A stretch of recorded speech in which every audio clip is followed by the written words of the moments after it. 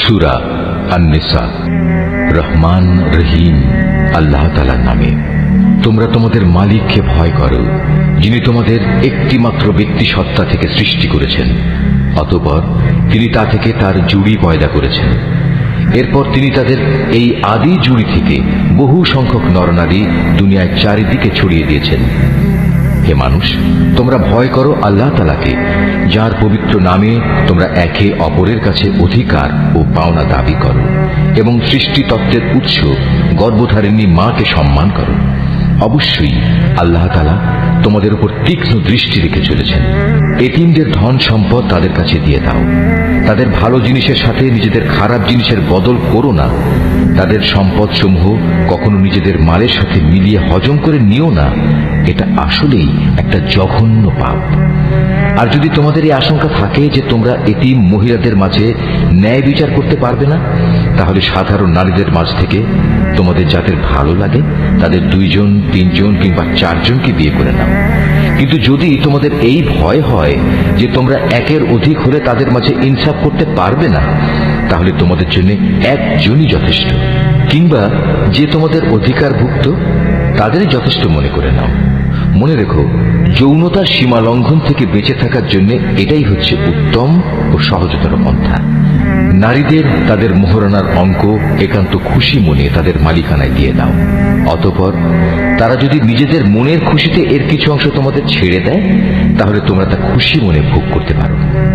আল্লাহ তাআলা তোমাদের যে সম্পদকে দুনিয়ায় তোমাদের প্রতিষ্ঠা লাভের উপকরণ হিসেবে বানিয়ে দিয়েছেন, তা এই নির্বোধ লোকেদের হাতে ছেড়ে দিও না।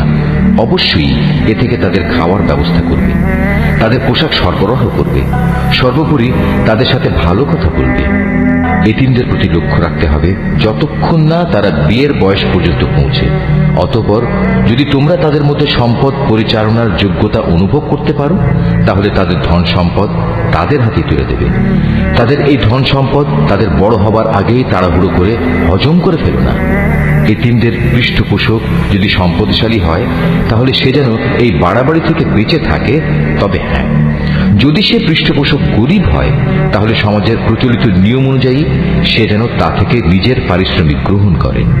যখন তোমরা তাদের ধন সম্পদ তাদের ফিরিয়ে দেবে, তখন তাদের উপর সাক্ষী রেখো, যদিও হিসাব গ্রহণের জন্য আল্লাহ তাআলাই যথেষ্ট। তাদের পিতামাতা ও আত্মীয় স্বজনদের রেখে যাওয়া ধন সম্পদে পুরুষদের যেমন নির্দিষ্ট অংশ রয়েছে, একইভাবে নারীদের জন্য সে সম্পদে নির্দিষ্ট অংশ রয়েছে, যা তাদের পিতামাতা ও আত্মীয় স্বজনরা রেখে গেছে।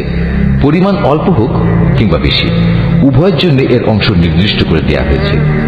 মৃত ব্যক্তির সম্পদ বন্টনের সময় যখন তার আপনজন, এতিম ও মিসকিনরা সেখানে এসে হাজির হয়, তখন তা থেকে তাদেরও কিছু দেবে এবং তাদের সাথে সুন্দরভাবে কথা বলবে। এতিমদের ব্যাপারে মানুষের এটুকু ভয় করা উচিত, যদি তারা নিজেরা মৃত্যুর সময় এমনি দুর্বল সন্তানদের পেছনে রেখে চলে আসতো, তাহলে তাদের ব্যাপারে তারা এভাবেই ভীত শঙ্কিত থাকত। অতএব তাদের ব্যাপারে আল্লাহকে ভয় করে চলা এবং এদের সাথে হামেশাই ন্যায় ইনসাফের কথাবার্তা বলা উচিত। যারা অন্যায়ভাবে এতিমদের মাল সম্পদ ভক্ষণ করে, তারা যেন আগুন দিয়ে নিজেদের পেট ভর্তি করে। অচিরেই এই লোকগুলো জাহান্নামের আগুনে জ্বলতে থাকবে। আল্লাহ তাআলা তোমাদের উত্তরাধিকারে সন্তানদের সম্পর্কে এ মর্মে তোমাদের জন্য এই বিধান জারি করেছেন যে এক ছেলের অংশ হবে 2 কন্যা সন্তানের মতো। কিন্তু উত্তরাধিকারী কন্যারা যদি 2-এর বেশি হয়, তাহলে তাদের জন্য থাকবে রেখে যাওয়া সম্পত্তির 2/3 আর সে কন্যা সন্তান যদি 1 জন হয়, তাহলে তার অংশ হবে পরিত্যক্ত সম্পত্তির অর্ধেক।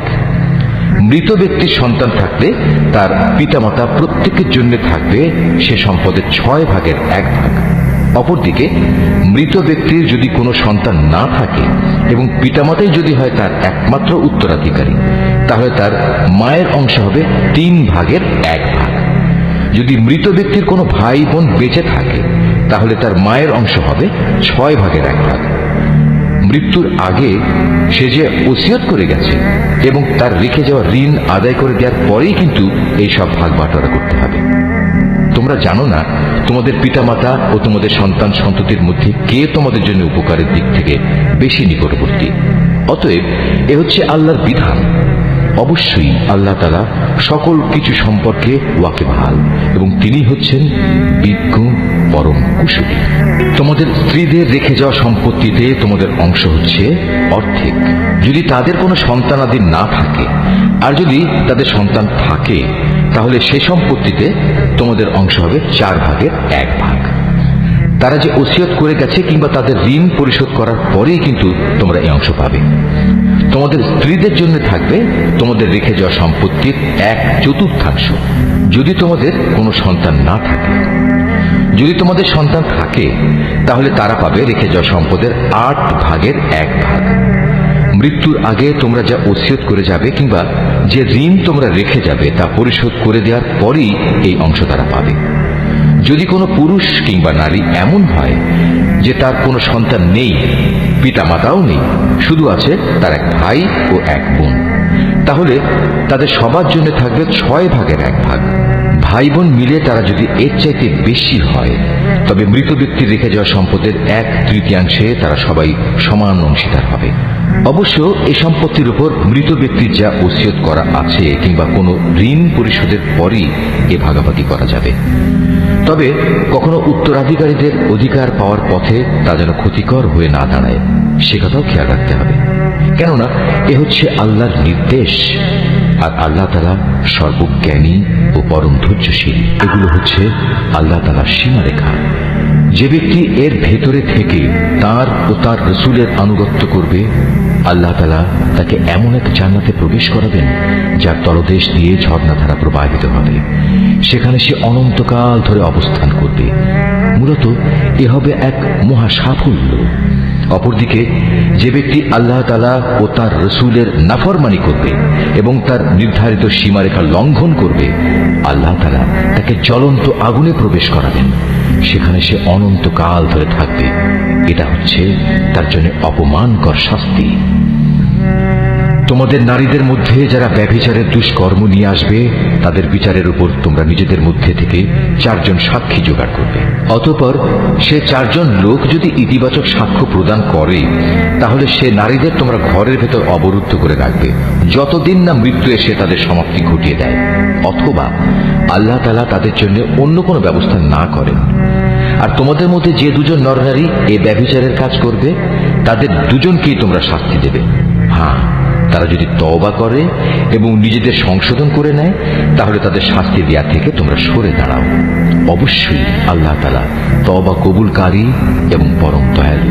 আল্লাহ তাআলার উপর শুধু তাদের তওবাই কবুলযোগ্য হবে যারা ভুলবশত গুনাহের কাজ করে, অতঃপর জানা মাত্রই তারা দ্রুত তা থেকে ফিরে আসে। মূলত এরাই হচ্ছে সেসব লোক যাদের উপর আল্লাহ তাআলা দয়া পরবশ হন, আর আল্লাহ তাআলাই হচ্ছেন সর্ববিষয় জ্ঞানী কুশলী।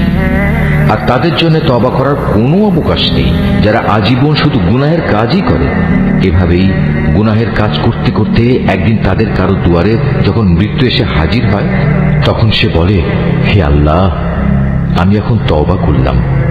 আসলে তাদের জন্য কোনো তওবা নয় যারা কাফের অবস্থায় ইহুল্লাহ সাঙ্গ করল। এরা হচ্ছে সেসব লোক যাদের জন্য আমি কঠিন যন্ত্রণাদায়ক আযাবের ব্যবস্থা করে রেখেছি। হে মানুষ, তোমরা যারা ঈমান এনেছ তোমাদের জন্য কখনো জোর করে বিধবা নারীদের উত্তরাধিকারের পণ্য বানানো বৈধ নয়। বিয়ের সময় মোহর হিসেবে যা তোমরা তাদের দিয়েছ তার কোনো অংশ তাদের কাছ থেকে নিয়ে নেওয়ার জন্য তোমরা তাদের অযথা আটক করে রেখো না যতক্ষণ পর্যন্ত তারা প্রকাশ্য কোনো ব্যভিচারের কাজে লিপ্ত না হয়। তাদের সাথে সৎভাবে জীবন যাপন করো। এমনকি তোমরা যদি তাদের পছন্দ নাও করো, এমনও তো হতে পারে যা কিছু তোমরা পছন্দ করো না তার মধ্যেই আল্লাহ তাআলা তোমাদের জন্য অফুরন্ত কল্যাণ নিহিত রেখে দিয়েছেন। আর যদি তোমরা এক স্ত্রীকে আরেকজন স্ত্রী দ্বারা বদল করার সংকল্প করেই নাও তাহলে মোহর হিসেবে বিপুল পরিমাণ সোনা দ্বারা দিলেও তার কোনো অংশ তোমরা তার কাছ থেকে ফেরত নিও না। তোমরা কি তাদের উপর মিথ্যা অপবাদ দিয়ে ও সুস্পষ্ট পাপাচার করে তা ফেরত নিতে চাচ্ছ? তোমরা মোহরানার সে অংশটুকু ফেরত নেবেই বা কি করে? অথচ বিভিন্নভাবে তোমরা তো একে অপরের স্বাদ গ্রহণ করেছ। তাছাড়া এর মাধ্যমে তারা তোমাদের কাছ থেকে বিয়ে বন্ধনের পাকাপাকি একটা প্রতিশ্রুতিও আদায় করে নিয়েছিল যা তোমরা ভেঙে দিয়েছ। নারীদের মধ্যে থেকে যাদের তোমাদের পিতা পিতামহরা বিয়ে করেছে তাদের তোমরা কখনো বিয়ে করো না। হ্যাঁ, এই নির্দেশ আসার আগে যা হয়ে গেছে তা তো হয়েই গেছে। এটি আসলেই ছিল এক অশ্লীল নির্লজ্জ কাজ এবং খুবই ঘৃণ্য ও নিকৃষ্ট আচরণ। বিয়ের জন্য তোমাদের উপর হারাম করে দেয়া হয়েছে তোমাদের মা, তোমাদের মেয়ে, তোমাদের বোন, তোমাদের ফুপু, তোমাদের খালা, ভাইদের মেয়ে, বোনদের মেয়ে। আরো হারাম করা হয়েছে সেসব মা যারা তোমাদের বুকের দুধ খাইয়েছে, তোমাদের দুধ খাওয়া সাথী বোন, তোমাদের স্ত্রীদের মা, তোমাদের স্ত্রীদের মাঝে যাদের সাথে তোমরা সহবাস করেছ, তাদের আগের স্বামীর ঔরসজাত মেয়েরা যারা তোমাদের অভিভাবকত্বে রয়েছে। অবশ্য যদি তাদের সাথে তোমাদের শুধু বিয়ে হয়ে থাকে কিন্তু তোমরা কখনো তাদের সাথে সহবাস করোনি, তাহলে তাদের আগের স্বামীর মেয়েদের বিয়ে করায় তোমাদের জন্য কোনো দোষ নেই। তোমাদের জন্য তোমাদের নিজেদের ঔরসজাত ছেলেদের স্ত্রীদের হারাম করা হয়েছে। উপরন্তু বিয়ের জন্য তোমাদের উপর দুই বোনকে একত্র করাও হারাম করা হয়েছে। তবে যা কিছু এর আগে সংগঠিত হয়ে গেছে তা তো হয়েই গেছে। সে ব্যাপারে অবশ্যই আল্লাহ তাআলা বড়ই ক্ষমাশীল ও একান্ত দয়াবান। নারীদের মাঝে আগে থেকেই বিয়ের দুর্গে অবস্থানকারীদেরও তোমাদের জন্য হারাম করা হয়েছে। তবে যেসব নারী যুদ্ধবন্দী হয়ে তোমাদের অধিকারে এসে পড়েছে তারা ব্যতীত। এ হচ্ছে বিয়ের ব্যাপারে তোমাদের উপর আল্লাহ তাআলার বিধান। এর বাইরে যেসব নারী রয়েছে তাদের তোমাদের জন্য এ শর্তে হালাল করা হয়েছে যে তোমরা বিয়ের জন্য একটি নির্দিষ্ট পরিমাণ মোহরের বিনিময় আদায় করে দেবে এবং তোমরা বিয়ের সংরক্ষিত দুর্গে অবস্থান করবে। তোমরা অবাধ যৌন স্পৃহা পূরণে নিয়োজিত হবে না। অতঃপর তাদের মধ্যে যাদের তোমরা এর মাধ্যমে উপভোগ করবে তাদের মোহরের বিনিময়ে ফরজ হিসেবে আদায় করে দাও।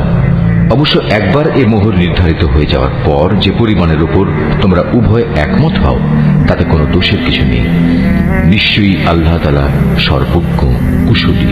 আর তোমাদের মধ্যে যে ব্যক্তির স্বাধীন ও সম্ভ্রান্ত কোনো ঈমানদার নারীকে বিয়ে করার আর্থিক ও সামাজিক সামর্থ্য না থাকে তাহলে সে যেন তোমাদের অধিকারভুক্ত কোনো ঈমানদার নারীকে বিয়ে করে নেয়।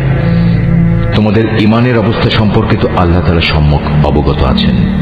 ঈমানের মাপকাঠিতে তোমরা তো একই রকম। অতঃপর তোমরা তাদের অধিকারভুক্তদের অভিভাবকদের অনুমতি নিয়ে বিয়ে করো এবং ন্যায় ইনসাফ ভিত্তিক তাদের যথার্থ মোহরানা দিয়ে দাও। এর উদ্দেশ্য হচ্ছে তারা যেন বিয়ের দুর্গে সুরক্ষিত হয়ে যায়, স্বেচ্ছাচারিণী হয়ে পর পুরুষকে আনন্দ দানের কাজে নিয়োজিত না থাকে।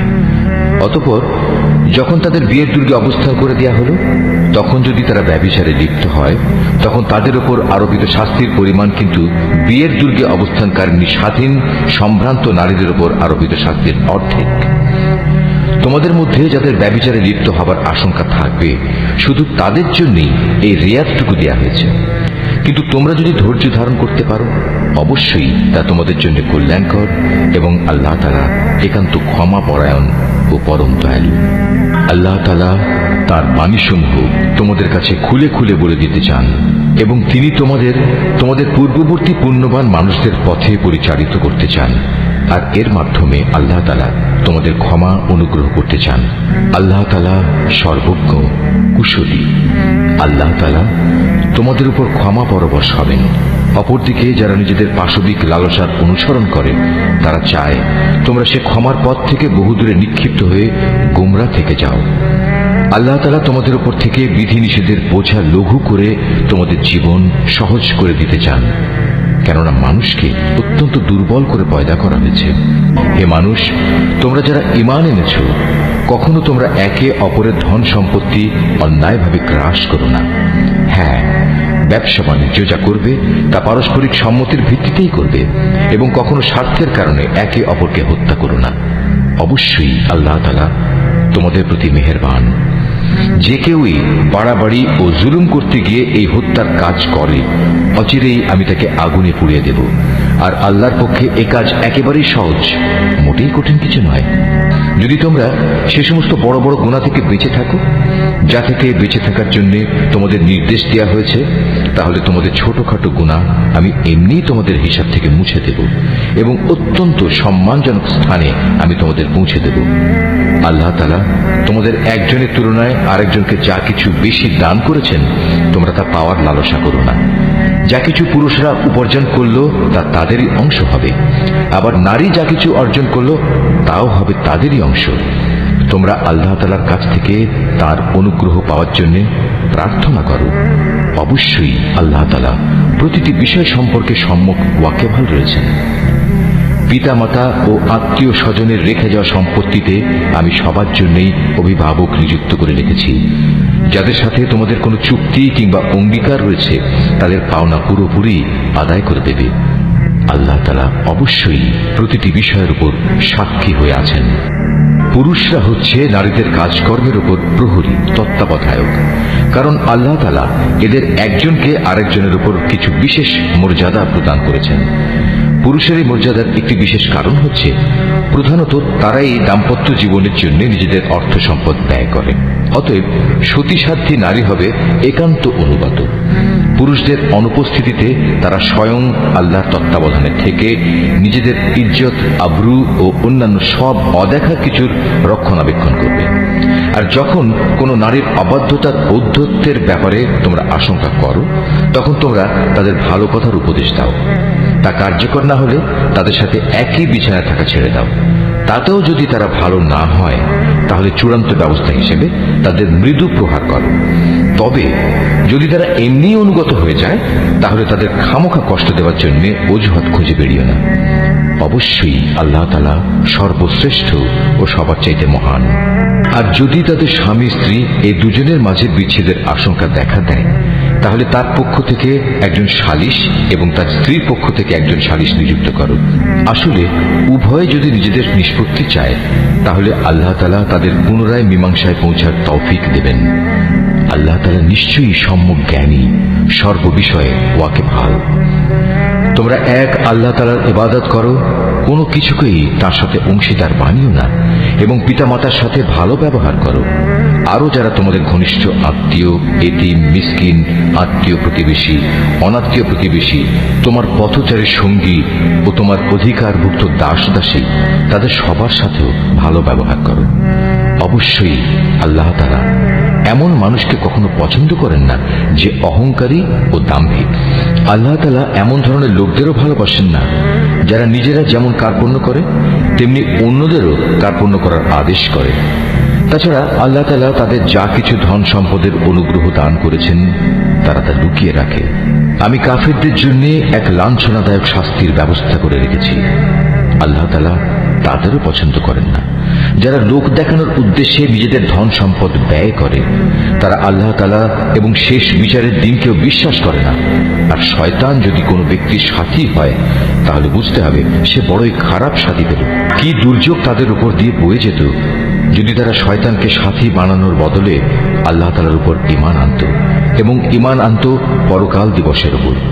সর্বোপরি আল্লাহ তাআলা তাদের যা কিছু দান করেছেন তা থেকে তারা খরচ করত। বস্তুত আল্লাহ তাআলা তাদের কাজকর্ম সম্পর্কে ভালোভাবেই ওয়াকিবহাল রয়েছেন। আল্লাহ তাআলা কার উপর এক বিন্দু পরিমাণও জুলুম করেন না, বরং তিনি তো এত দয়ালু যে নেকির কাজ যদি একটি হয় তবে তিনি তার পরিমাণ দ্বিগুণ করে দেন এবং এর সাথে তিনি নিজ থেকেও বড় কিছু পুরস্কার যোগ করেন। সেদিন তাদের অবস্থাটা কেমন হবে যখন আমি প্রত্যেক উম্মতের কাজে সাক্ষী হিসেবে তাদের নবীকে এনে হাজির করব, এবং হে মুহাম্মদ, এদের সবার কাছে সাক্ষী হিসেবে আমি সেদিন তোমাকে নিয়ে আসব। সেদিন যারা আল্লাহ তাআলাকে অস্বীকার করেছে এবং তার রাসূলের বিরুদ্ধাচরণ করেছে, তারা কামনা করবে মাটি যদি তাদের নিজেদের সাথে মিশে একাকার হয়ে যেত। কারণ সেদিন কোনো মানুষ কোনো কথাই মহাবিচারক আল্লাহ তাআলার কাছ থেকে গোপন করতে পারবে না। রুকু 7। হে ঈমানদাররা, তোমরা কখনো নেশাগ্রস্ত অবস্থায় নামাজের কাছে যেও না যতক্ষণ পর্যন্ত তোমরা এতটুকু নিশ্চিত না হবে যে তোমরা যা কিছু বলছো তা তোমরা ঠিক ঠিক জানতে বুঝতে পারছ। আবার অপবিত্র অবস্থায়ও নামাজের কাছে যেও না যতক্ষণ না তোমরা পুরোপুরিভাবে গোসল সেরে নেবে। তবে পথচারী অবস্থায় থাকলে তা ভিন্ন কথা। আর যদি তোমরা অসুস্থ হয়ে পড়ো অথবা প্রবাসে থাকো, কিংবা তোমাদের কেউ যদি পায়খানা থেকে ফিরে আসো, অথবা তোমরা যদি দৈহিক মিলনের সাথে নারী স্পর্শ করো, তাহলে পানি দিয়ে নিজেদের পরিষ্কার করে নেবে। তবে যদি এসব অবস্থায় পানি নাই পাও, তাহলে পবিত্র মাটি দিয়ে তায়াম্মুম করে নেবে, এবং তার পদ্ধতি হচ্ছে তা দিয়ে তোমাদের মুখমণ্ডল ও তোমাদের হাত মাসেহ করে নেবে। অবশ্যই আল্লাহ তাআলা গুনাহ মার্জনাকারী, পরম ক্ষমাশীল। হে নবী, তুমি কি তাদের অবস্থা দেখোনি যাদের আসমানি গ্রন্থের সামান্য একটা অংশ দেয়া হয়েছিল, কিন্তু তারা গুমরাহির পথই কিনে নিচ্ছে। তারা তো তোমাদেরও পথভ্রষ্ট করে দিতে চায়। তোমাদের দুশমনদের আল্লাহ তাআলা ভালো করেই জানেন। অভিভাবক হিসেবে যেমন আল্লাহ তাআলা যথেষ্ট, তেমনি সাহায্যকারী হিসেবেও আল্লাহ তাআলাই যথেষ্ট। ইহুদি জাতির মধ্যে কিছু লোক এমন আছে যারা রসুলের কথাগুলো মূল অর্থের স্থান থেকে সরিয়ে বিকৃত করে দেয়, এবং তারা বলে আমরা শুনলাম এবং সাথে সাথে অমান্যও করলাম। আবার বলে আমাদের কথা শুনুন। আসলে ইসলামী জীবন বিধানে অপবাদ দানের উদ্দেশ্যে নিজেদের জিহ্বাকে কুঞ্চিত করে এরা বলে হে নবী, আপনি শুনুন। সাথে সাথেই বলে আপনার শ্রবণ শক্তি রহিত হয়ে যাক। অথচ এসব কথা না বলে তারা যদি বলতো হে নবী, আমরা আপনার কথা শুনলাম এবং তা মেনে নিলাম, এবং আপনি আমাদের কথা শুনুন, আমাদের প্রতি লক্ষ্য করুন, তাহলে এই বিষয়টা তাদের জন্য কতই না ভালো হতো। তাই হতো বরং তাদের জন্য সঙ্গত। কিন্তু সত্য অস্বীকার করার কারণে তাদের উপর আল্লাহ তাআলা অভিশাপ দিয়েছেন। অতঃপর তাদের সামান্য কিছু লোকই মাত্র ঈমান এনে থাকে। হে মানুষেরা, যাদের কিতাব দেয়া হয়েছে, তোমরা সেই গ্রন্থের উপর ঈমান আনো যা আমি মুহাম্মাদের উপর নাজিল করেছি। এ হচ্ছে এমন এক কিতাব যা তোমাদের কাছে মজুদ পূর্ববর্তী কিতাবের সত্যতা স্বীকার করে। ঈমান আনো সে সময় আসার আগে যখন আমি পাপিষ্ঠদের চেহারাসমূহ বিকৃত করে তাকে উল্টো দিকে ঘুরিয়ে দেব, অথবা ইহুদিদের পবিত্র দিন শনিবারের অবমাননাকারীদের প্রতি আমি যেভাবে অভিশাপ নাজিল করেছি, তেমনি কোনো বড় বিপর্যয় আসার আগেই ঈমান আনো। আর আল্লাহ তাআলার হুকুম সে তো অবধারিত। নিঃসন্দেহে আল্লাহ তাআলা কখনো সে গুনাহ মাফ করবেন না যেখানে তার সাথে কাউকে শরীক করা হয়। এছাড়া অন্য সব গুনাহ তিনি যাকে ইচ্ছা ক্ষমা করে দেন। যে ব্যক্তি আল্লাহর সাথে কাউকে অংশীদার বানালো, সে সত্যি একটা বড় ধরনের মিথ্যা রচনা করল এবং একটা মহা পাপে নিজেকে জড়ালো। হে নবী, তুমি কি তাদের অবস্থা দেখোনি যারা নিজেদের খুব পবিত্র মনে করে, অথচ আল্লাহ তাআলা যাকে ইচ্ছা তাকেই পবিত্র করেন, এবং যারা অপবিত্র তাদের উপর এক বিন্দু পরিমাণও জুলুম করা হবে না। এদের প্রতি তাকিয়ে দেখো কিভাবে এরা আল্লাহ তাআলা সম্পর্কে মিথ্যা অপবাদ রটিয়ে যাচ্ছে। প্রকাশ্য গুনাহ হিসাবে এটাই তো এদের জন্য যথেষ্ট। তুমি কি তাদের অবস্থা দেখোনি যাদের আল্লাহ তাআলার কিতাবের কিছু অংশ দান করা হয়েছিল? তারা আস্তে আস্তে নানা ধরনের ভিত্তিহীন অমূলক জাদুমন্ত্র জাতীয় জিনিস ও বহুতর মিথ্যা মাবুদের উপর ঈমান আনতে শুরু করল, এবং কাফেরদের সম্পর্কে তারা বলতে লাগলো ঈমানদারদের তুলনায় এরাই তো সঠিক পথের উপর রয়েছে। এরাই হচ্ছে সেই হতভাগ্য মানুষগুলো যাদের উপর আল্লাহ তাআলা অভিসম্পাত করেছেন। আর আল্লাহ তাআলা যার উপর অভিশাপ পাঠান তার জন্য তুমি কোনো সাহায্যকারী পাবে না। অথবা এরা কি মনে করে যে তাদের ভাগে রাজত্ব ও প্রাচুর্য সংক্রান্ত কিছু বরাদ্দ করা আছে? যদি সত্যি সত্যি তেমন কিছু এদের দেয়া হতো, তাহলে এরা তো খেজুর পাতার একটি ঝিল্লিও কাউকে দিতে চাইত না। অথবা এরা কি অন্যান্য মানব সন্তানদের ব্যাপারে হিংসা বিদ্বেষ পোষণ করে, যাদের আল্লাহ তাআলা নিজস্ব ভান্ডার থেকে জ্ঞান, কৌশল ও রাজনৈতিক ক্ষমতা দান করেছেন? অথচ আমি তো ইব্রাহিমের বংশধরদেরও আমার গ্রন্থ ও সেই গ্রন্থলব্ধ জ্ঞান বিজ্ঞান দান করেছিলাম। এর সাথে আমি তাদের এক বিশাল পরিমাণ রাজত্বও দান করেছিলাম। কিন্তু তাদের মধ্যে অল্প কিছু লোকই তার উপর ঈমান এনেছে, আবার কেউ কেউ তার থেকে মুখ ফিরিয়ে নিয়েছে। এদের পুড়িয়ে দেওয়ার জন্য জাহান্নামী যথেষ্ট। যারা আমার আয়াতসমূহ অস্বীকার করেছে তাদের আমি অচিরেই জাহান্নামের আগুনে পুড়িয়ে দেব। অতঃপর পুড়ে যখন তাদের দেহের চামড়া গলে যাবে, তখন আমি তার বদলে নতুন চামড়া বানিয়ে দেব, যাতে করে তারা আযাব ভোগ করতে পারে। অবশ্যই আল্লাহ তাআলা মহাপরাক্রমশালী, বিজ্ঞ, কুশলী। যারা আমার আয়াতসমূহ বিশ্বাস করেছে এবং ভালো কাজ করেছে তাদের অচিরেই আমি এমন এক জান্নাতে প্রবেশ করাবো যার পাদদেশ দিয়ে ঝর্ণাধারা প্রবাহিত হবে। সেখানে তারা থাকবে চিরকাল। তাদের জন্য থাকবে পূত পবিত্র সঙ্গী ও সঙ্গিনীরা। সর্বোপরি আমি তাদের এক চিরস্নিগ্ধ ছায়ায় প্রবেশ করিয়ে দেব। হে ঈমানদার ব্যক্তিরা, আল্লাহ তাআলা তোমাদের নির্দেশ দিচ্ছেন তোমরা আমানত সমূহ তাদের যথার্থ মালিকের কাছে সোপর্দ করে দেবে। আর যখন মানুষের মাঝে কোনো কিছুর ব্যাপারে তোমরা বিচার ফয়সালা করো তখন তা ন্যায় ও ইনসাফের ভিত্তিতে করবে। আল্লাহ তাআলা তোমাদের যা কিছু উপদেশ দেন তা সত্যি সুন্দর। আল্লাহ তাআলা সবকিছু দেখেন এবং শোনেন।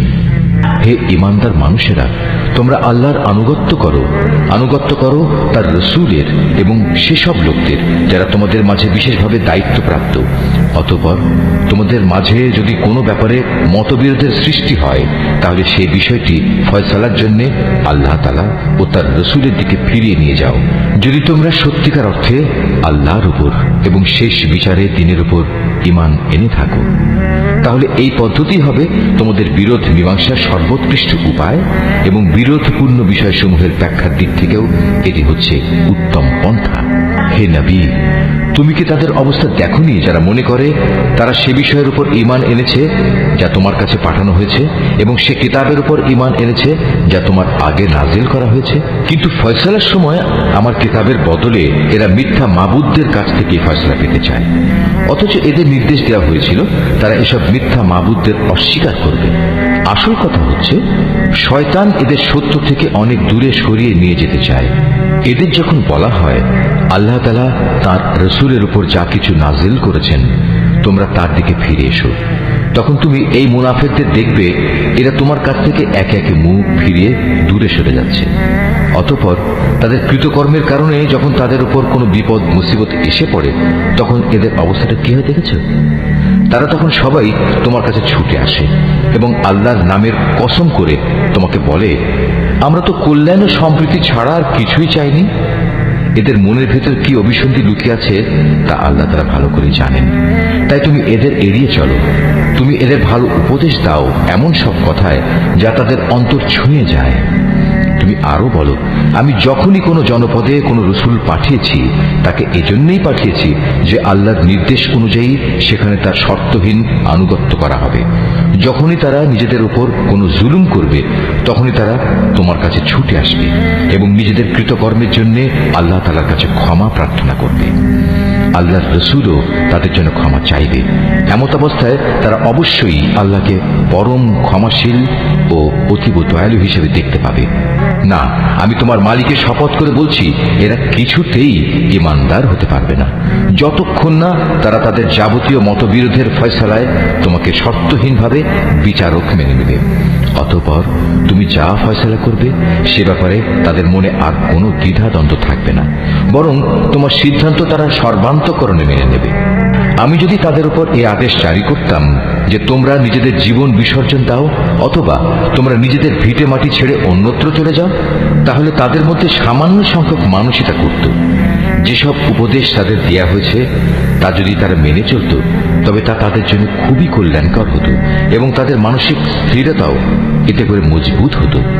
তাহলে আমিও আমার পক্ষ থেকে এজন্য তাদের বড় ধরনের পুরস্কার দিতাম। উপরন্তু আমি তাদের সরল পথও দেখিয়ে দিতাম।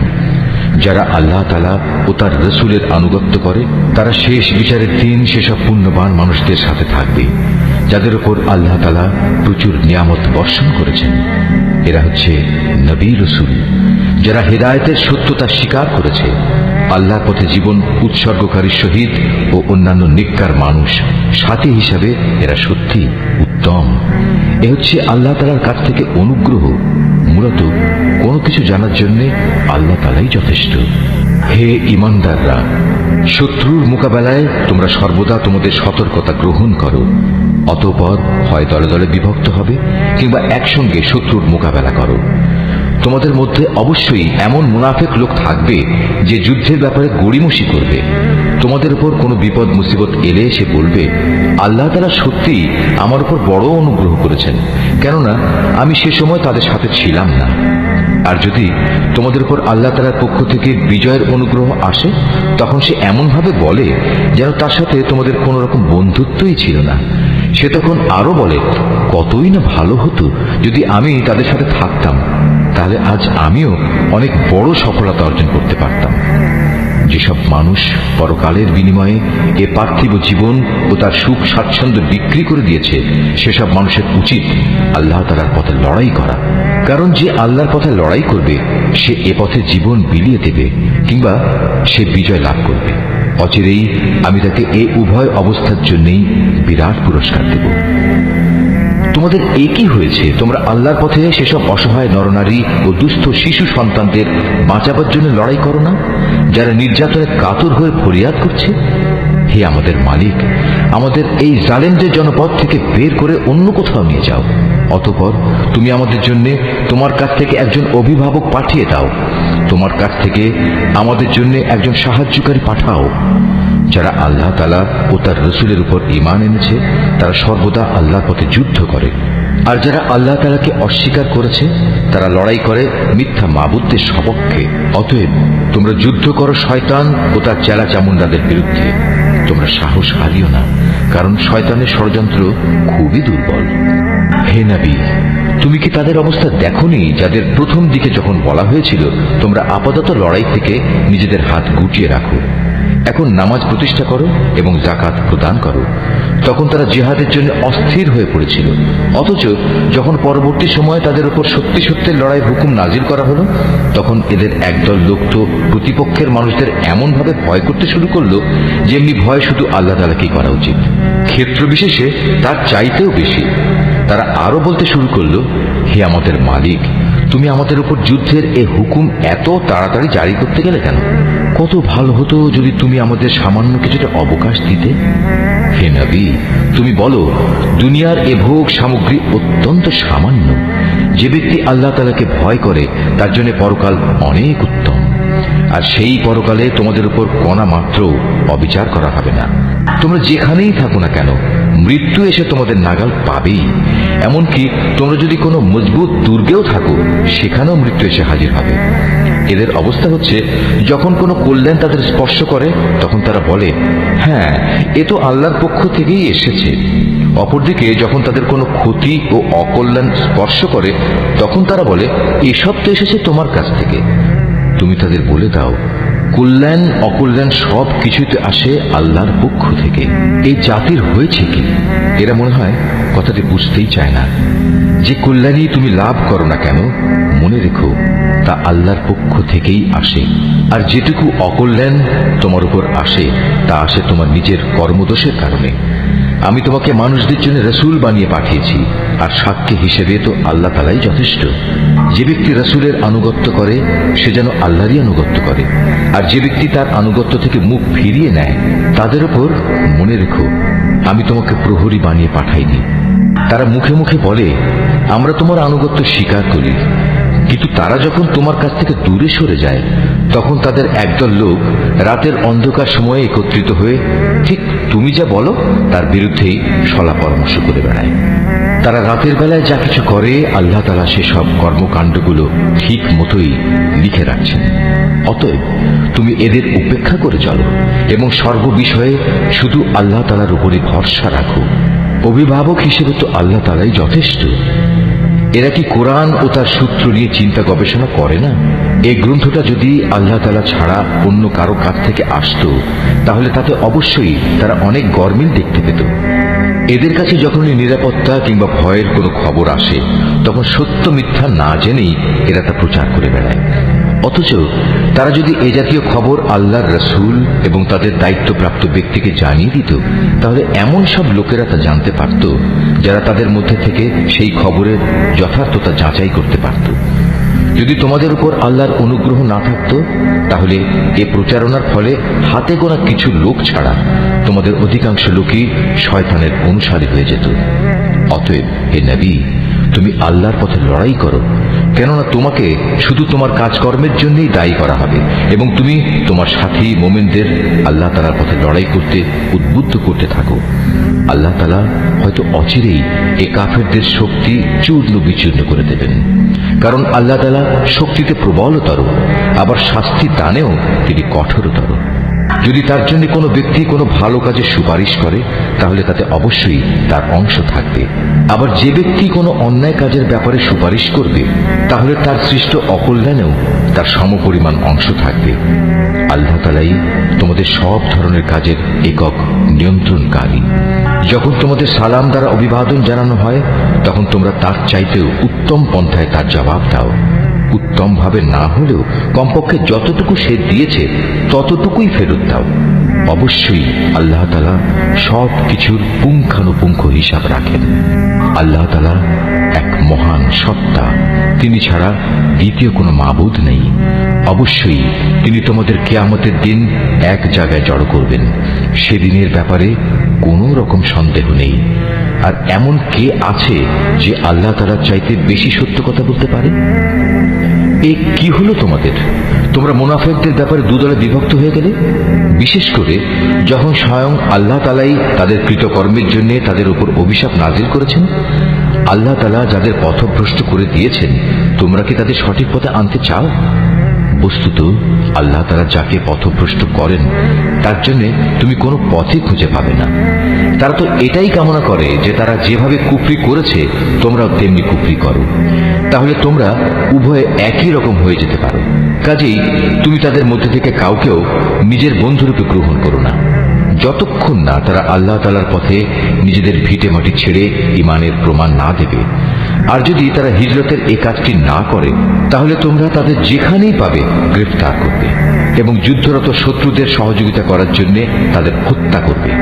আর কোনো অবস্থায় তাদের মধ্যে থেকে কাউকে তোমরা বন্ধু ও সাহায্যকারী হিসেবে গ্রহণ করো না। অবশ্য তাদের কথা আলাদা, যারা তোমাদের সাথে চুক্তিবদ্ধ কোনো একটি সম্প্রদায়ের সাথে এসে মিলিত হবে।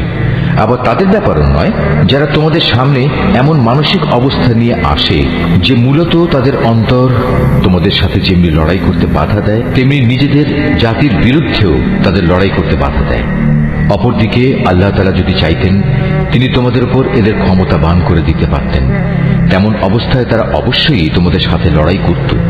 অতএব এরা যদি তোমাদের কাছ থেকে আলাদা হয়ে যায়, ময়দানের লড়াই থেকে বিরত থাকে এবং তোমাদের কাছে শান্তি ও সন্ধির প্রস্তাব পাঠায়, তাহলে তাদের বিরুদ্ধে অভিযানের কোনো পন্থাই আল্লাহ তাআলা তোমাদের জন্য উন্মুক্ত রাখেননি।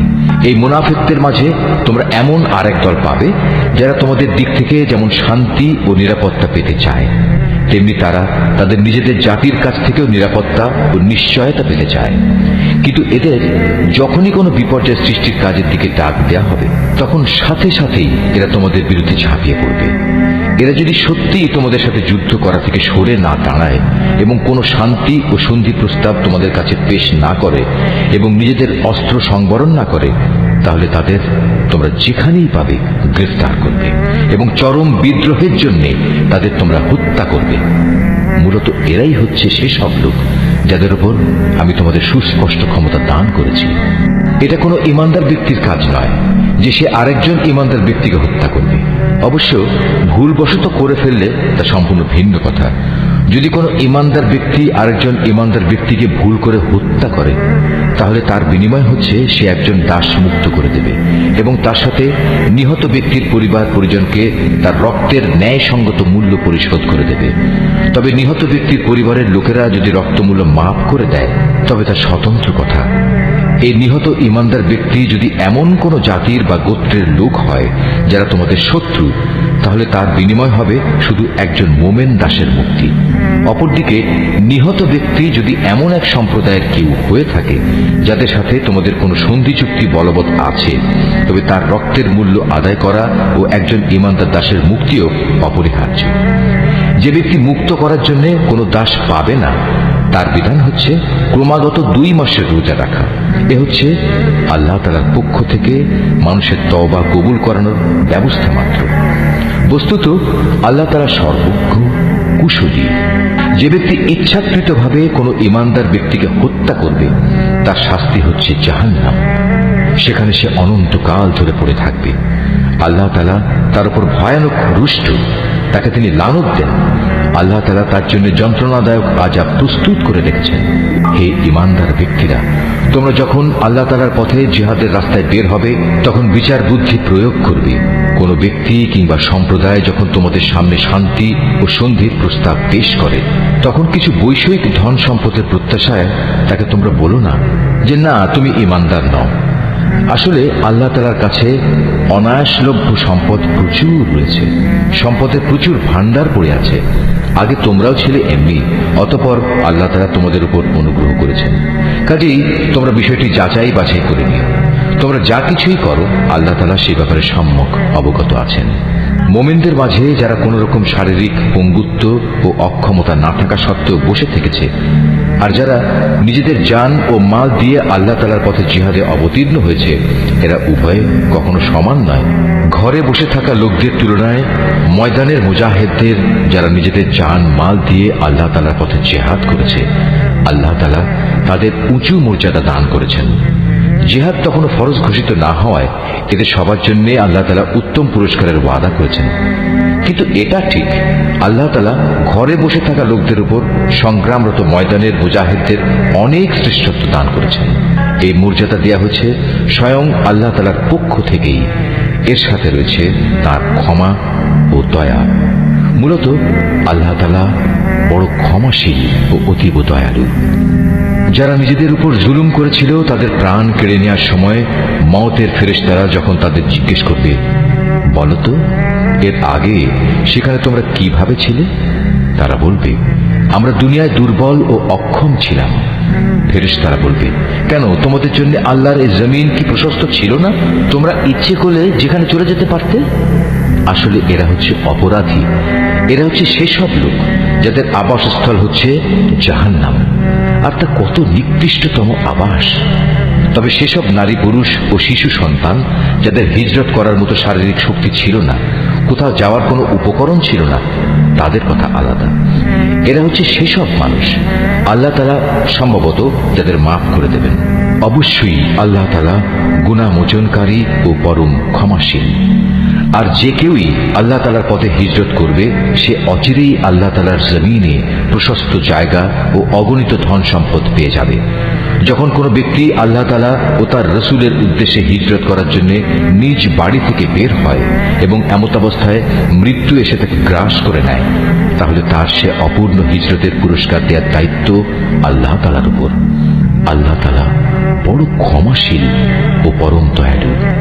তোমরা যখন সফরে বের হবে, তখন তোমাদের যদি এ আশঙ্কা থাকে যে কাফেররা নামাজের সময় আক্রমণ করে তোমাদের বিপদগ্রস্ত করে ফেলবে, তাহলে সে অবস্থায় তোমরা যদি তোমাদের নামাজ সংক্ষিপ্ত করে নাও, তাতে তোমাদের কোনোই দোষ নেই। নিঃসন্দেহে কাফেররা হচ্ছে তোমাদের প্রকাশ্যতম দুশমন। হে নবী, তুমি যখন মুসলমানদের মাঝে অবস্থান করবে এবং যুদ্ধাবস্থায় যখন তুমি তাদের ইমামতির জন্য নামাজে দাঁড়াবে, তখন যেন তাদের একদল লোক তোমার সাথে নামাজে দাঁড়ায় এবং তারা যেন তাদের অস্ত্র সাথে নিয়ে সতর্ক থাকে। অতঃপর তারা যখন নামাজের সাজদা সম্পন্ন করে নেবে, তখন তারা তোমাদের পেছনে থাকবে। দ্বিতীয় দল যারা নামাজ তখনও পড়েনি, তারা তোমার সাথে এসে নামাজ আদায় করবে, কিন্তু সর্বাবস্থায় তারা যেন সতর্কতা অবলম্বন করে এবং সশস্ত্র অবস্থায় থাকে। কারণ কাফেররা তো এই সুযোগটুকুই চায় যে যদি তোমরা তোমাদের মাল সামানা ও অস্ত্রশস্ত্র সম্পর্কে একটু অসাবধান হয়ে যাও, যাতে তারা তোমাদের উপর আকস্মিকভাবে ঝাঁপিয়ে পড়তে পারে। অবশ্য অতিরিক্ত বৃষ্টি বাদলের জন্য যদি তোমাদের কষ্ট হয় কিংবা শারীরিকভাবে তোমরা যদি অসুস্থ হও, তাহলে কিছুক্ষণের জন্য তোমরা অস্ত্র রেখে দিতে পারো। কিন্তু অস্ত্র রেখে দিলেও তোমরা কিন্তু নিজেদের সাবধানতা বজায় রাখবে। অবশ্যই আল্লাহ তাআলা কাফেরদের জন্য এক অপমানকর আযাব নির্দিষ্ট করে রেখেছেন। অতঃপর তোমরা যখন নামাজ শেষ করে নেবে, তখন দাঁড়িয়ে, বসে এবং শুয়ে তথা সর্বাবস্থায় আল্লাহ তাআলাকে স্মরণ করতে থাকবে। এরপর যখন তোমরা পুরোপুরি স্বস্তি বোধ করবে, তখন যথারীতি নামাজ আদায় করবে। অবশ্যই নামাজ ঈমানদারদের উপর সুনির্দিষ্ট সময়ের সাথেই ফরজ করা হয়েছে। কোন শত্রু দলের পেছনে ধাওয়া করার সময় তোমরা বিন্দু মাত্র মনোবল হারিও না। তোমরা যদি কষ্ট পেয়ে থাকো তাহলে জেনে দেখো তারাও তো তোমাদের মতো কষ্ট পাচ্ছে। কিন্তু তোমরা আল্লাহ তাআলার কাছ থেকে যে জান্নাত আশা করো তারা তো তা করে না। নিশ্চয়ই আল্লাহ তাআলা সর্বজ্ঞ কুশলী। অবশ্যই আমি সত্য দ্বীনের সাথে তোমার উপর এই গ্রন্থ নাজিল করেছি, যাতে করে আল্লাহ তাআলা তোমাকে যা জ্ঞানের আলো দেখিয়েছেন তার আলোকে তুমি মানুষদের বিচার মীমাংসা করতে পারো। তবে বিচার ফয়সালার সময় তুমি কখনো বিশ্বাসঘাতকদের পক্ষে তর্ক করো না। তুমি আল্লাহ তাআলার কাছে ক্ষমা প্রার্থনা করো। অবশ্যই আল্লাহ তাআলা বড় ক্ষমাশীল ও পরম দয়ালু। যারা নিজেদের সাথে বিশ্বাসঘাতকতা করে তুমি কখনো এমন সব লোকের পক্ষে কথা বলো না, কেননা আল্লাহ তাআলা এই পাপিষ্ঠ বিশ্বাসঘাতকদের কখনো পছন্দ করেন না। এরা মানুষদের কাছ থেকে নিজেদের কর্ম লুকিয়ে রাখতে চায়, কিন্তু আল্লাহ তাআলার কাছ থেকে তারা কিছুই লুকোতে পারবে না। আল্লাহ তাআলা তো হচ্ছেন সেই মহান সত্তা যিনি রাতের অন্ধকারে তিনি যেসব কথা বা কাজ পছন্দ করেন না এমন সব বিষয়ে যখন এরা সলা পরামর্শ করে তখনও তিনি তাদের সাথেই থাকেন। এরা যা কিছু করে তা সম্পূর্ণ আল্লাহ তাআলার জ্ঞানের পরিধির আওতাধীন। হ্যাঁ, এরাই হচ্ছে সেসব লোক যাদের সঠিক ঘটনা না জানার কারণে দুনিয়ার জীবনে তোমরা যাদের পক্ষে তর্ক করেছো, কিন্তু কিয়ামতের দিনে আল্লাহ তাআলার সামনে কে তাদের পক্ষে কথা বলবে, কিংবা সেদিন কে তাদের উপর অভিভাবক হবে? যে ব্যক্তি গুনাহের কাজ করে অথবা গুনাহ করে নিজের উপর নিজেই অবিচার করে, অতঃপর এজন্য যখন সে আল্লাহ তাআলার কাছে ক্ষমা প্রার্থনা করে তখন সে অবশ্যই আল্লাহ তাআলাকে পরম ক্ষমাশীল ও অতীব দয়ালু হিসাবে পাবে। যে ব্যক্তি কোনো গুনাহের কাজ করল সে কিন্তু এর দ্বারা নিজেই নিজের ক্ষতি সাধন করল। আল্লাহ তাআলা সব কিছুই জানেন, তিনি কুশলী। যে ব্যক্তি একটি অন্যায় কিংবা পাপ কাজ করল কিন্তু সে দোষ চাপিয়ে দিল একজন নির্দোষ ব্যক্তির ওপর, এ কাজের ফলে সে প্রকারান্তরে সাংঘাতিক একটা অপবাদ ও জঘন্য গুনাহের বোঝা নিজের ঘাড়ে উঠিয়ে দিল। এ পরিস্থিতিতে যদি তোমার উপর আল্লাহ তাআলার অনুগ্রহ ও দয়া না থাকতো তাহলে এদের একদল লোক তো তোমাকে প্রায় ভুল পথে পরিচালিত করেই ফেলেছিল, যদিও তারা এই আচরণ দিয়ে তাদের নিজেদের ছাড়া অন্য কাউকেই পথভ্রষ্ট করতে পারছিল না। অবশ্য তাদের এই প্রতারণামূলক কাজ দ্বারা তারা তোমার কোনোই ক্ষতি সাধন করতে সক্ষম হতো না, কারণ আল্লাহ তাআলা তাঁর গ্রন্থ ও সে গ্রন্থলব্ধ কলা কৌশল তোমার উপর নাজিল করেছেন এবং তিনি তোমাকে এমন সব কিছুর জ্ঞান শিক্ষা দিয়েছেন যা আগে তোমার জানা ছিল না। তোমার উপর আল্লাহ তাআলার অনুগ্রহ ছিল অনেক বড়। এদের অধিকাংশ গোপন সলা পরামর্শের ভেতরই কোনো কল্যাণ নিহিত নেই। তবে যদি কেউ এর দ্বারা কাউকে কোনো দান খয়রাত, সৎ কাজ ও অন্য মানুষের মাঝে শান্তি ও সম্প্রীতি স্থাপনের আদেশ দেয় তা ভিন্ন কথা। আর আল্লাহ তাআলার সন্তুষ্টি অর্জনের লক্ষ্যে যদি কেউ এসব কাজ করে তাহলে অতি শীঘ্রই আমি তাকে মহা পুরস্কার দেব। আবার যে ব্যক্তি তার কাছে প্রকৃত সত্য স্পষ্ট হয়ে যাওয়ার পর রাসূলের বিরুদ্ধে আচরণ করবে এবং ঈমানদারদের পথ ছেড়ে বেঈমান লোকদের নিয়ম নীতির অনুসরণ করবে তাকে আমি সেদিকেই পরিচালিত করব যেদিকে সে চলতে চেয়েছে। এর শাস্তি হিসেবে তাকে আমি জাহান্নামের আগুনে পুড়িয়ে দেব, আর তা কত নিকৃষ্ট আবাসস্থল। আল্লাহ তাআলা এ বিষয়টি ক্ষমা করবেন না যে তার সাথে কোন রকম শরীক করা হবে। এছাড়া অন্য সকল গুনাহ তিনি যাকে ইচ্ছা করেন তাকে ক্ষমা করে দিতে পারেন। তাই যে ব্যক্তি আল্লাহ তাআলার সাথে কাউকে শরীক করল সে মূলত চরমভাবে গোমরাহ হয়ে গেল। আল্লাহকে ছাড়া এরা কাকে ডাকে? তাকে নিকৃষ্ট দেবীকে কিংবা কোনো বিদ্রোহী শয়তানকে। তার উপর আল্লাহ তাআলা অভিশাপ বর্ষণ করেছেন, কারণ সে আল্লাহকে চ্যালেঞ্জ দিয়ে বলেছিল, আমি তোমার বান্দাদের এক অংশকে নিজের দলে শামিল করেই ছাড়ব। সে আরো বলেছিল, আমি অবশ্যই তোমার বান্দাদের গোমরাহ করে দেব, আমি অবশ্যই তাদের হৃদয়ে নানা প্রকারের মিথ্যা কামনা বাসনা জাগিয়ে তুলব এবং আমি তাদের নির্দেশ দেব যেন তারা কুসংস্কারে লিপ্ত হয়ে জন্তু জানোয়ারের কান ছিদ্র করে দেয়। আমি তাদের আরো নির্দেশ দেব যেন তারা আল্লাহ তাআলার সৃষ্টিকে বিকৃত করে দেয়। মূলত যে কোনো ব্যক্তি আল্লাহ তাআলার বদলে শয়তানকে নিজের পৃষ্ঠপোষক বানিয়ে নেবে সে এক সুস্পষ্ট ক্ষতি ও লোকসানের সম্মুখীন হবে। সে অভিশপ্ত শয়তান তাদের নানা প্রতিশ্রুতি দেয়, তাদের সামনে মিথ্যা বাসনার মায়াজাল সৃষ্টি করে, আর শয়তান যা প্রতিশ্রুতি দেয় তা হচ্ছে প্রতারণা মাত্র। এরাই হচ্ছে সেসব হতভাগ্য ব্যক্তি যাদের আবাসস্থল হচ্ছে জাহান্নাম। যার আযাব থেকে মুক্তির কোনো পন্থাই তারা খুঁজে পাবে না। অপরদিকে যারা শয়তানের প্রতিশ্রুতি উপেক্ষা করে আল্লাহ তাআলার উপর ঈমান আনবে এবং ভালো কাজ করবে, তাদের আমি অচিরেই এমন এক জান্নাতে প্রবেশ করাবো যার তলদেশ দিয়ে ঝর্ণাধারা বইতে থাকবে। তারা সেখানে অনন্তকাল ধরে অবস্থান করবে। আল্লাহর ওয়াদা সত্য, আর আল্লাহর চাইতে বেশি সত্য কথা কে বলতে পারে?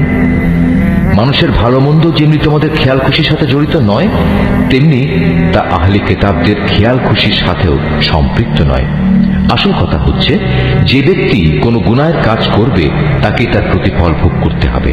আর এ পাপী ব্যক্তি সেদিন আল্লাহ তাআলা ছাড়া অন্য কাউকেই নিজেদের পৃষ্ঠপোষক ও সাহায্যকারী হিসেবে পাবে না। পক্ষান্তরে যে ব্যক্তি কোনো ভালো কাজ করবে, নর কিংবা নারী, সে যদি ঈমানদার অবস্থায় তা সম্পাদন করে, তাহলে সে এবং তার মতো সব লোক অবশ্যই জান্নাতে প্রবেশ করবে। পুরস্কার দেওয়ার সময় তাদের উপর বিন্দু মাত্র অবিচার করা হবে না। তার চাইতে উত্তম জীবন বিধান আর কার হতে পারে যে আল্লাহ তাআলার নির্দেশের সামনে মাথা নত করে দেয়? মূলত সেই হচ্ছে নিষ্ঠাবান ব্যক্তি। তদুপরি সে নিষ্ঠার সাথে ইব্রাহিমের আদর্শ মেনে চলে। আর আল্লাহ তাআলা ইব্রাহিমকে স্বীয় বন্ধুরূপে গ্রহণ করেছেন। আসমান ও জমিনে যা কিছু আছে তার সবকিছুই আল্লাহ তাআলার জন্য। আর আল্লাহ তাআলা তার ক্ষমতা দিয়ে সবকিছুই পরিবেষ্টন করে আছেন। হে নবী, তারা তোমার কাছে নারীদের ব্যাপারে সিদ্ধান্ত জানতে চায়।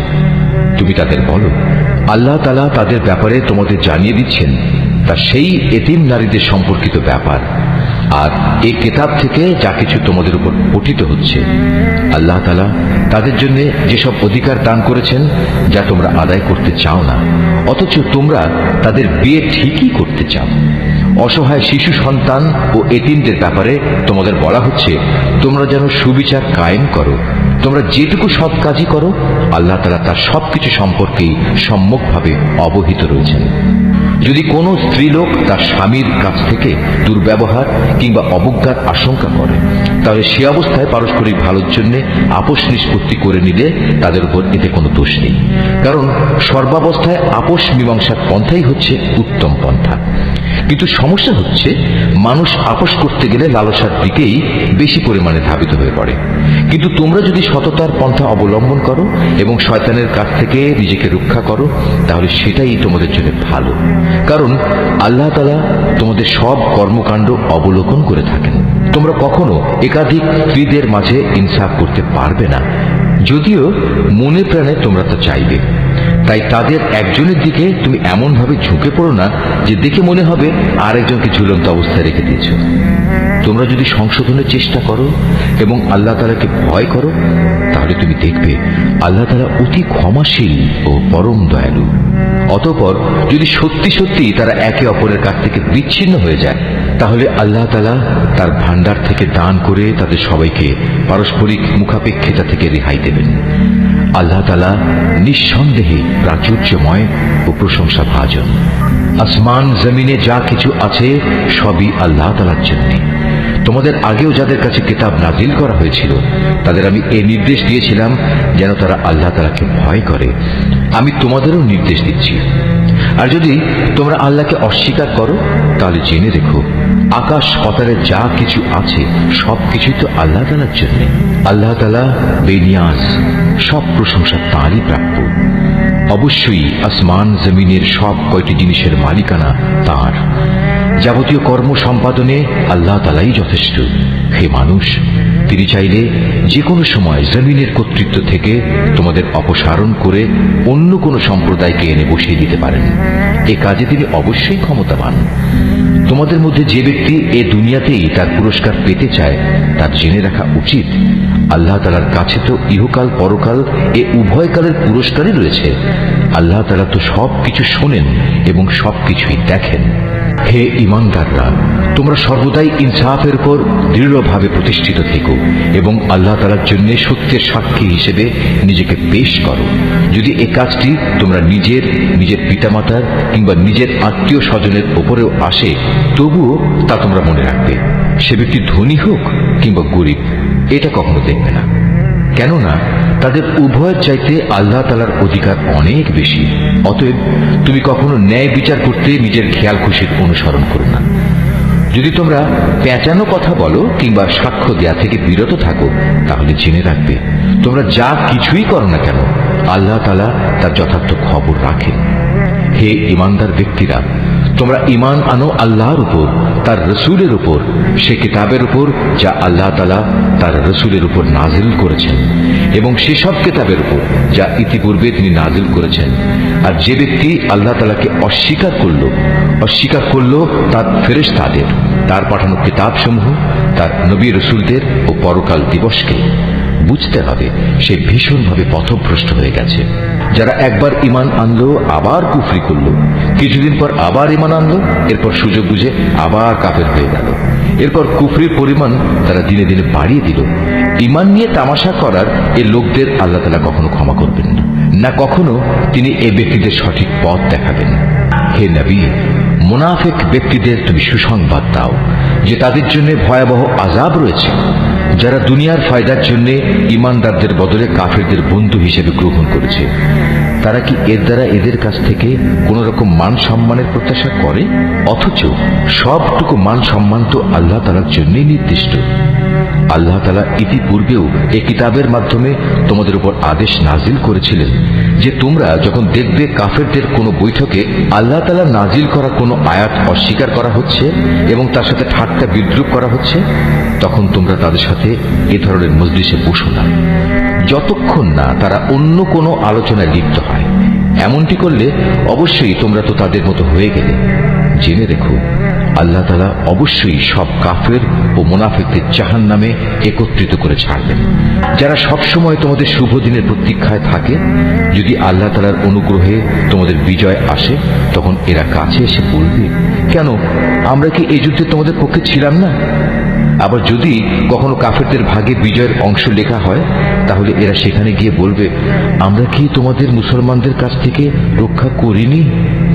এমন অবস্থায় শেষ বিচারের দিনেই আল্লাহ তাআলা তোমাদের উভয়ের মাঝে ফয়সালা শুনিয়ে দেবেন, এবং আল্লাহ তাআলা সেদিন মোমেনদের বিরুদ্ধে এই কাফেরদের কোনো অজুহাত পেশ করার পথ অবশিষ্ট রাখবেন না।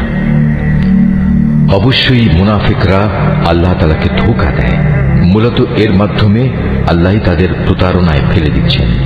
এরা যখন নামাজে দাঁড়ায় তখন একান্ত আলস্য ভরেই দাঁড়ায়, আর তাও কেবল লোক দেখানোর জন্যই।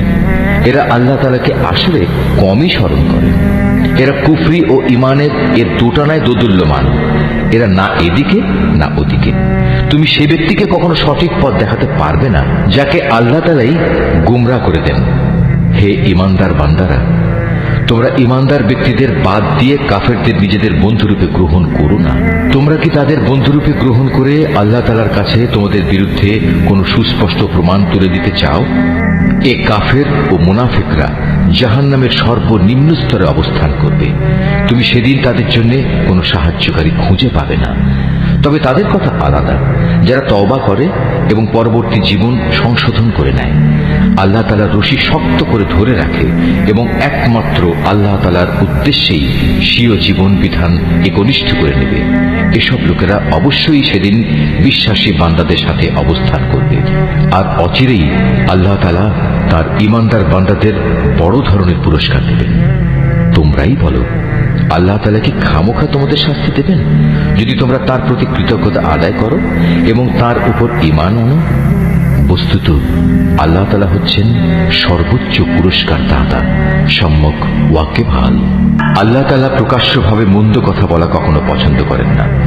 তবে যে ব্যক্তির উপর অবিচার করা হয়েছে তার কথা আলাদা। আল্লাহ তাআলা ভালোভাবে শোনেন এবং জানেন। ভালো কাজ তোমরা প্রকাশ্যে করো কিংবা তা গোপনে করো, অথবা কোনো মন্দ কাজের জন্য যদি তোমরা ক্ষমা করে দাও, তাহলে তোমরাও দেখতে পাবে আল্লাহ তাআলা অতি ক্ষমাশীল ও প্রবল শক্তিমান।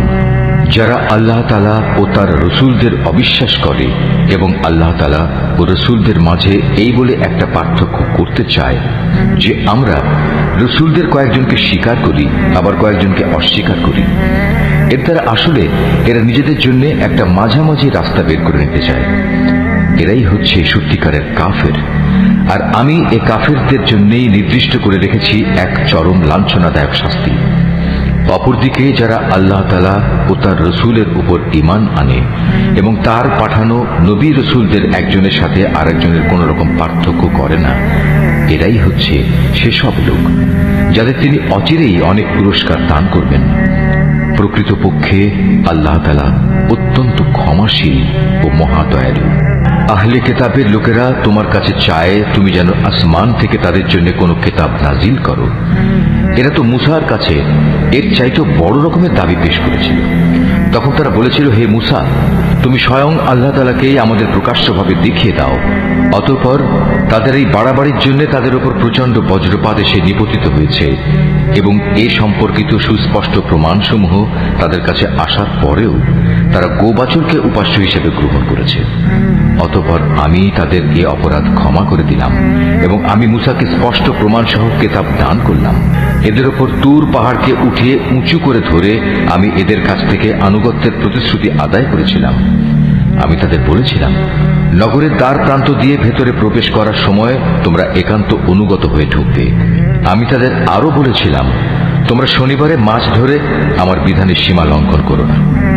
এ ব্যাপারে আমি তাদের কাছ থেকে শক্ত প্রতিশ্রুতি আদায় করে নিয়েছিলাম। অতঃপর তাদের পক্ষ থেকে এই প্রতিশ্রুতি ভঙ্গ করা, আল্লাহর আয়াতসমূহকে তাদের অস্বীকার করা এবং অন্যায়ভাবে আল্লাহ তাআলার নবীদের তাদের হত্যা করা, তদুপরি তাদের একথা বলা আমাদের হৃদয়ে বাতিল চিন্তাধারায় আচ্ছাদিত হয়ে আছে। প্রকৃতপক্ষে তাদের ক্রমাগত অস্বীকার করার কারণে আল্লাহ তাআলা স্বয়ং তাদের দিলের উপর মোহর মেরে দিয়েছেন। তাই এদের কম সংখ্যক লোকই ঈমান আনে। যেহেতু এরা আল্লাহকে অস্বীকার করতেই থাকলো, এরা পুণ্যবতী মারিয়ামের উপরও জঘন্য অপবাদ আনল। তাদের এই মিথ্যা উক্তি যে আমরা অবশ্যই মারিয়ামের পুত্র ঈসাকে হত্যা করেছি, যিনি ছিলেন আল্লাহর রসুল, যদিও আসল ঘটনা হচ্ছে তারা কখনোই তাকে হত্যা করেনি, তারা তাকে শূলবিদ্ধও করেনি। মূলত তাদের কাছে ধাঁধার কারণে এমনই একটা কিছু মনে হয়েছিল। তাদের মাঝে যারা সঠিক ঘটনা না জানার কারণে তার ব্যাপারে মতবিরোধ করেছিল, তারাও এতে করে সন্দেহে পড়ে গেল। এ ব্যাপারে তাদের অনুমানের অনুসরণ করা ছাড়া সঠিক কোনো জ্ঞানই ছিল না। তবে এটুকু নিশ্চিত, তারা তাকে হত্যা করেনি, বরং আসল ঘটনা ছিল আল্লাহ তাআলা তাকে তার নিজের কাছে তুলে নিয়েছেন। আল্লাহ তাআলা মহাপরাক্রমশালী ও মহাপ্রজ্ঞাময়। এই আহলে কিতাবদের মাঝে এমন একজনও থাকবে না যে ব্যক্তি তার মৃত্যুর আগে তার তিরোধান সম্পর্কে আল্লাহ তাআলার এই কথার উপর ঈমান আনবে না। কিয়ামতের দিনে সে নিজেই এদের উপর সাক্ষী হবে। ইহুদিদের বাড়াবাড়ি ও সীমা লঙ্ঘনমূলক আচরণের জন্য এমন অনেক পবিত্র জিনিসও আমি তাদের জন্য হারাম করে দিয়েছিলাম, যেটা তাদের জন্য আগে হালাল ছিল। এটা এই কারণে যে এরা বহু মানুষকে আল্লাহ তাআলার পথ থেকে বিরত রেখেছে। যেহেতু এরা লেনদেনে সুদ গ্রহণ করে, অথচ এদের তা থেকে সুস্পষ্টভাবে নিষেধ করা হয়েছিল, এবং এরা অন্যের মাল সম্পদ ধোঁকা প্রতারণার মাধ্যমে গ্রাস করে। তাদের মধ্যে এসব অপরাধে লিপ্ত কাফেরদের জন্য আমি তাই কঠিন আযাব নির্দিষ্ট করে রেখেছি। কিন্তু তাদের মধ্যে যাদের আবার জ্ঞানের গভীরতা রয়েছে, তারা এবং এমন সব ঈমানদার যারা তোমার উপর যা কিছু নাজিল হয়েছে তার উপর বিশ্বাস করে, সাথে সাথে তোমার পূর্ববর্তী নবী ও রসুলদের উপর যা নাজিল হয়েছে তার উপরও বিশ্বাস করে, নামাজ প্রতিষ্ঠা করে, যাকাত আদায় করে, সর্বোপরি আল্লাহ তাআলা ও শেষ দিনের উপর ঈমান আনে। মূলত এরাই হচ্ছে সেসব সৌভাগ্যবান মানুষ যাদের অচিরেই আমি মহাপুরস্কার দেব। হে নবী, আমি তোমার কাছে আমার ওহী পাঠিয়েছি, যেমনি করে আমি ওহী পাঠিয়েছিলাম নূহ ও তার পরবর্তী নবীদের প্রতি। আমি আরো ওহী পাঠিয়েছিলাম ইব্রাহিম, ইসমাইল, ইসহাক, ইয়াকুব ও তার বংশধরদের কাছে। ওহী পাঠিয়েছি ঈসা, আইয়ুব, ইউনুস, হারুন ও সুলাইমানের কাছেও। অতঃপর আমি দাউদের ওপর জাবুর গ্রন্থ অবতীর্ণ করেছি। রসুলদের মাঝে এমনও অনেকে আছে যাদের কথা ইতিপূর্বে আমি তোমার কাছে বলেছি, কিন্তু এদের মাঝে বহু রসুল এমনও আছে যাদের নাম ঠিকানা কিছুই আমি তোমাকে বলিনি। মুসার সাথে তো আল্লাহ তাআলা কথাও বলেছেন। রসুলরা ছিল জান্নাতের সুসংবাদবাহী ও জাহান্নামের ভয় প্রদর্শনকারী। তাদের এজন্যই পাঠানো হয়েছিল যাতে করে রসুলদের আগমনের পর আল্লাহ তাআলার উপর মানব জাতির কোনো অজুহাত খাড়া করার সুযোগ না থাকে। সত্যি আল্লাহ তাআলা মহাপরাক্রমশালী ও প্রজ্ঞাময়। কিন্তু মানুষ যত অজুহাতই পেশ করুক না কেন, আল্লাহ তোমার উপর যা কিছু নাজিল করেছেন তা তাঁর প্রত্যক্ষ জ্ঞানের মাধ্যমেই করেছেন। ফেরেশতারাও তো এ কথার সাক্ষ্য দেবে, যদিও ওহির সাক্ষ্য প্রদানের জন্য আল্লাহ তাআলা একাই যথেষ্ট। নিশ্চয়ই যারা এই ওহী অস্বীকার করে এবং অন্য মানুষদেরও আল্লাহ তাআলার পথ থেকে সরিয়ে রাখে, তারা আসলে গুমরাহি ও পথভ্রষ্টতায় অনেক দূর এগিয়ে গেছে। নিশ্চয়ই যারা কুফরি করল এবং চরমভাবে সীমা লঙ্ঘন করল, তাদের ব্যাপারে এটা কখনো হবে না যে আল্লাহ তাআলা তাদের ক্ষমা করে দেবেন, না তিনি তাদের সঠিক রাস্তা দেখাবেন। হ্যাঁ, একটি মাত্র রাস্তাই তাদের জন্য উন্মুক্ত থাকবে এবং তা হচ্ছে জাহান্নামের রাস্তা, যেখানে তারা অনন্তকাল ধরে পড়ে থাকবে। শাস্তি প্রদানের এ কাজ আল্লাহর জন্য খুবই সহজ। হে মানুষরা, আল্লাহ তাআলার কাছ থেকে তোমাদের জন্য সঠিক বিধান নিয়ে রাসূল এসেছে। যদি তার আনিত এই বিধানের উপর তোমরা ঈমান আনো, এটাই তোমাদের জন্য কল্যাণ রয়েছে। আর তোমরা যদি তা মেনে নিতে অস্বীকার করো, তাহলে জেনে রেখো এই আসমান জমিনের সর্বত্র যেখানে যা কিছু আছে তার সবকিছুই আল্লাহ তাআলার জন্য, এবং আল্লাহ তাআলা সর্বজ্ঞ কুশলী। হে কিতাবধারীরা, নিজেদের দ্বীনের ব্যাপারে তোমরা বাড়াবাড়ি করো না এবং ঈসার ঘটনা নিয়ে আল্লাহ তাআলা সম্পর্কে সত্য ছাড়া কোনো মিথ্যা বলো না। সে সত্য কথা হচ্ছে এই যে মরিয়ামের পুত্র মসীহ ছিল একজন রাসূল ও তার এমন এক বাণী যা তিনি মরিয়ামের ওপর প্রেরণ করেছেন, এবং সে ছিল আল্লাহ তাআলার কাছ থেকে পাঠানো এক রূহ। অতএব হে আহলে কিতাবরা, তোমরা আল্লাহ তাআলা ও তার রাসূলদের উপর ঈমান আনো, আর কখনো এটা বলো না যে মাবুদের সংখ্যা ৩। এ জঘন্য মিথ্যা থেকে তোমরা বেঁচে থেকো, এটাই তোমাদের জন্য উত্তম। নিঃসন্দেহে আল্লাহ তাআলা তিনি তো একক মাবুদ। আল্লাহ তাআলা এ মূর্খতা থেকে অনেক পবিত্র যে তার কোনো সন্তান থাকবে। এ আকাশ ও ভূমণ্ডলের সব কিছুর মালিকানাই তো তাঁর, আর অভিভাবক হিসেবে আল্লাহ তাআলা যথেষ্ট। ঈসা মসীহ কখনো এতে বিন্দু মাত্র নিজেকে হেয় মনে করেননি যে সে নিজে আল্লাহ তাআলার বান্দা। আল্লাহ তাআলার একান্ত ঘনিষ্ঠ ফেরেশতারাও একে লজ্জাকর মনে করেননি। কোনো ব্যক্তি যদি আল্লাহ তাআলার বন্দেগী করা সত্যি লজ্জাকর বিষয় মনে করে এবং এটা ভেবে সে অহংকার করে, তার জানা উচিত অচিরেই আল্লাহ তাআলা এদের সকলকে তার সামনে একত্রিত করে দণ্ডাজ্ঞা দান করবেন। যেসব মানুষ আল্লাহ তাআলার উপর ঈমান এনেছে এবং ভালো কাজ করেছে, সেদিন তিনি তাদের এর জন্য পুরোপুরি পুরস্কার দেবেন। আল্লাহ তাআলা তাঁর একান্ত অনুগ্রহ থেকে তাদের পাওনা আরো বাড়িয়ে দেবেন। অপরদিকে যারা আল্লাহ তাআলার বিধান মেনে নেয়া লজ্জাজনক কিছু মনে করল এবং অহংকার করল, তাদের সবাইকেই আল্লাহ তাআলা কঠোর শাস্তি দান করবেন। সেদিন তারা আল্লাহকে ছাড়া দ্বিতীয় কোনো অভিভাবক ও সাহায্যকারী পাবে না।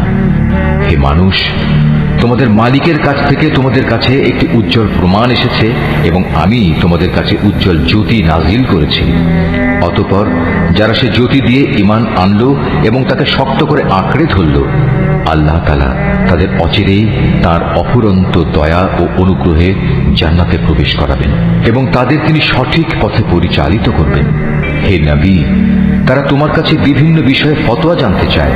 তুমি বলো, আল্লাহ তাআলা সে ব্যক্তির উত্তরাধিকার সংক্রান্ত ব্যাপারে তোমাদের তার সিদ্ধান্ত জানাচ্ছেন, যার মাতা পিতা কেউই নেই, আবার তার নিজেরও কোনো সন্তান নেই। এ ধরনের কোনো ব্যক্তি যদি মারা যায় এবং সে ব্যক্তি যদি সন্তানহীন হয় এবং তার একটি বোন থাকে, তাহলে সে বোনটি সে মৃত ব্যক্তির পরিত্যক্ত সম্পত্তির অর্ধাংশের মালিক হবে। অপরদিকে সে যদি নিঃসন্তান হয়, তাহলে সে তার বোনের সম্পত্তির উত্তরাধিকারী হবে। আবার যদি তারা দুজন হয়, তাহলে তারা দুই বোন সেই পরিত্যক্ত সম্পত্তির 3 ভাগের 2 ভাগ অংশের মালিক হবে। যদি সে ভাই বোনেরা কয়েকজন হয়, তাহলে মেয়েদের অংশ 1 ভাগ ও পুরুষদের অংশ 2 ভাগ হবে। আল্লাহ তাআলা উত্তরাধিকারের এই আইন কানুন অত্যন্ত সুস্পষ্টভাবে তোমাদের জন্য বলে দিয়েছেন, যাতে করে মানুষের উদ্ভাবিত বন্টন পদ্ধতিতে তোমরা বিভ্রান্ত হয়ে না পড়ো। আল্লাহ তাআলা সব কিছুর ব্যাপারেই সম্যক ওয়াকিবহাল।